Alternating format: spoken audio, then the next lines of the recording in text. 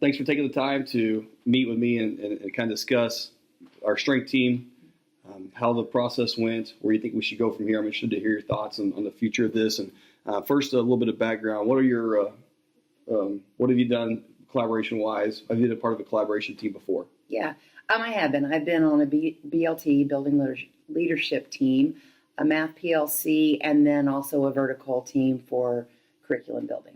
And how did your role with this collaboration team, how was it similar and different from those teams?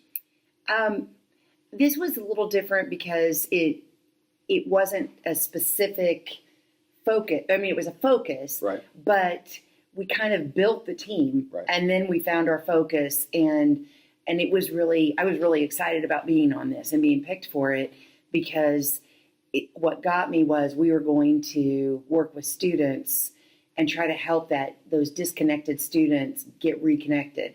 And that's kind of a passion of mine. So I really enjoyed that part of it, that it was different than we're going to build, curriculum, Right. that gets a little old. So this was really, to me, just a fun challenge. And to be honest, for me personally, I've been the leader of our PE OLC for 3 years, and this was a completely different animal to run something like this. I mean, just because of what you talked about, it was broad, and it got more scope, more focus as Right. we developed and met.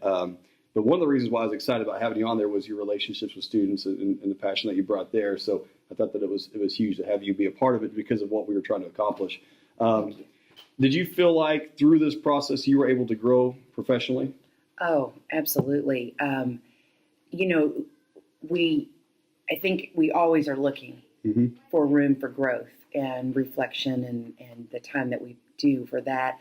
In this particular case, I loved that I was given the opportunity to learn about strength-based and how we can use strengths to kind of focus our learning and our teaching so it can be more specific. Being able to take the strengths of each child in the classroom really gave me an opportunity to focus my lesson plans basically, and to know that if this is a leader and he's a born leader and that's his strength, then I need to make sure I put him in a leadership role. So yeah, to be able to learn that in this group was tremendous professional growth. And I think you and I are very similar to the fact that we do have a character trait of building relationships with students, and even some that other teachers might find challenging. Right. But I've never really understood how it happened or why it happened or how I could. I mean, I knew it was a positive influence. I knew I could use it, but I didn't really understand how I could truly have that affect my classroom teaching. But, but going through this was pretty eye-opening. I thought Absolutely. It was great. There were some challenges, though. I mean, I thought that, especially early on, there were some challenges. What did you think were some of our team's biggest challenges? Well, the biggest is that we had this broad scope, and we just had to keep thinking and collaborating and talking about it, what really was going to be our focus. And, that was exciting when we finally realized, okay, we're just going to take the kids that are disengaged but don't really have any particular reason. There's no counseling really needed, but for some reason this kid just fell apart on us. Right. And I had one student who he's failed everything for 3 years, and there's really no particular major problem. His parents got divorced, which is a major problem, but it shouldn't have been this. It shouldn't have impacted his life in the way that it did. So now we're having to refocus. Yeah, and I. Especially early on, I mean, we had the data. We knew what the issue was. I mean, we knew that from the surveys with the students that we scored below the national average in engagement. Right. We scored below the national average in hope. And there were even times in the first few meetings where I thought this might be a bad idea. I mean, right. we have a problem, but I don't know how we address it. And luckily, with the help of the care team, they were kind of able to guide us in a direction of where we should focus on and land on those students.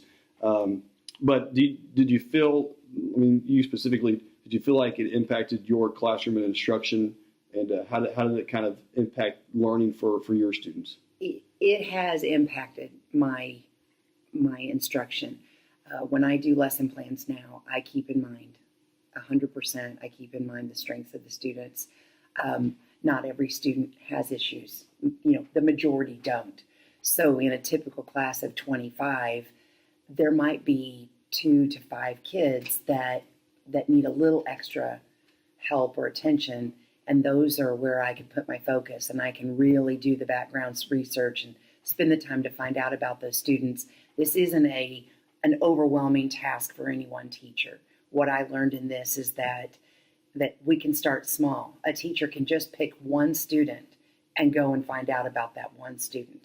And so I just see, tremendous opportunities for all of us to be able to put together good lesson plans that build around those particular strengths.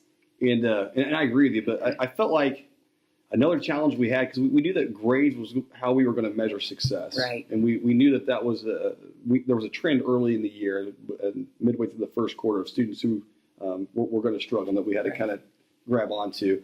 So we knew the barometer of success and how we were going to gauge that. The challenge I found was communicating our plan to other classroom teachers that weren't part of the group, and then trying to create the follow through and follow up with those teachers and exactly what they were doing. What were some of the ways that you? Oh, I agree, because when you start talking to a teacher, the first thing a teacher's going to say is, "I'm too busy for that. Right. I don't need another thing on my plate." And so to try to help them understand that, again, like I said a minute ago, this is not 25 students that you have to memorize their strengths, or 125 students. This is, you take just 1 or 2, maybe 3 students out of your whole day, and you go and you find out the information on them, and you just pick away at this very small. And as you see that there's a problem, you see it's consistent, then you pick away at that one. So trying to get them, our peers, Right, to get as excited as we are, and realize that there's definitely some progress. It's exciting to be able to, I got a thank you note from a student today that I've been working with based on this, and it was, heartfelt thank you for believing in him. So I could take that to another teacher and say, "Look what I got." How we've been talking about, what are we going to do with this child? Well, this is what I've been doing, and this is what happened. And so I think that's going to help. As long as you and I and anybody else on our team continues to, just like we do with our kids, don't try to get everyone involved at one moment. right. Pick away. Just grab one teacher and say, "This is working." And then they'll get excited, and they might tell another teacher, and that would be, that snowball theory. And I saw it progress as we went through. In what you're talking about with the student with the note, Mm-hmm. and that's awesome. One of the things I thought helped with the teachers I was working with was giving them the information that they needed based on the strengths of the student. And it was just, I try to make it like 2 or 3 bullet points. So just, here's how to approach, if he's disengaged, here's how to approach it. Here are some motivational techniques. And then here are some things that will help push the student through. And the communication piece between me and the teacher, once they understood that it wasn't going to be too much, and then it became better, because I would just say, "Hey, how's it going?" Like once a week, just to check in with email wise. Well, and what about when we first got these strengths, everybody looked at it and thought, "Well, that's great, but what do we do with them?" But I found the most fascinating, and I've shared this with other teachers, and that's starting to pull them in. What I found was when we got to find out what kind of the negatives are about those strengths. Yeah. If a student has a particular strength, that's great, but then what does that make that student do when that strength isn't being challenged or being fed? And so learning the opposite of it was fascinating, and I've been able to share that piece of learning, and that's getting some other teachers excited about this. So where do you see the collaborative team and the collaborative process of the strength team, what we're trying to accomplish? Where do you see it progress from here? I think, just like we've been talking about, we're just going to keep bringing teachers in and keep helping kids. Okay. And if we had to do it all over again, is there 1 or 2 things that you would change or do differently? I don't think so. I think I personally think this has been a really great experience, and we've had to make mistakes in order to learn. Yeah. So what would we change? Yeah, we're following the PLC model. Well, at least we had the template there to Exactly. go with. Exactly. Okay. So, yeah. Very Thanks. good. Thank you so much.